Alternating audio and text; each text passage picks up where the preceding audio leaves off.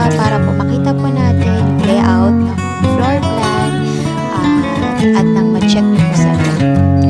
Okay, so let's check our Ella model, which is good for the family na may mga kasamang elderly or yung mga parents na gustong mag-retire na, kasi ang master's bedroom ito is nasa ground floor.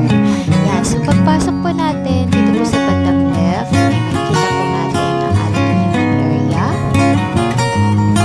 And then dito po sa ating right side is yung dining area naman po natin. So kung mapapansin nyo, ito pong divider is wala po yan. So provision lang po siya. And then ito po yung ating magiging kitchen area. Ayan. So ito po is model house na siya. So expect nyo na lang po na wala po siyang gamit. And this one naman po is yung ating maid's room.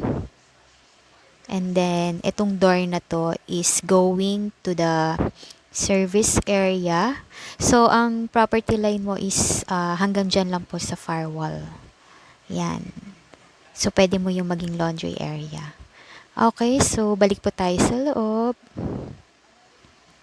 Ayan, so let's roam around for the dining and the living room before po tayo pumunta sa master's bedroom. So dito po sa may ilalim ng hagdan, nandyan po yung ating CR, which is meron na ring shower area.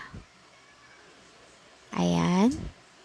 And then, ito po is complete bathroom fixtures po siya pag turn over, ano? So, ito naman po yung ating master's bedroom na nasa baba. Ayan. So, meron po siyang sariling toilet and bath. So, kaya sinasabi ko po sa inyo na perfect po siya para po sa may mga elderly. Kasi syempre, yung mga matatanda or yung mga kasama nating may edad na is ayaw na pong umakyat sa hagdan. So, ito po yung magiging toilet and bath nila. Ayan. So, complete bathroom fixtures po tayo. So, kung ano po yung nakikita nyong bathroom fixtures is yan na po yung turnover namin. Except for the tiles lang po kasi yung tiles namin is ceramic tiles po yung turnover natin. So, akit naman po tayo sa taas. So, sa taas po ay meron pong 3 bedrooms tsaka 1 common toilet and bath. Ayan. So, pag akit po ng ating hagdan, sa left side po is nandyan po yung toilet and bath, which is common para po sa 3 kwarto. Ayan. And then, punta po tayo sa first room. Ganito po siya. So, actually, good enough naman po yung space niya para po dun sa may mga kasama po tayong mga bata. Yan. So, ito yung second room, which is much bigger po kaysa ito po dun sa room 1 natin.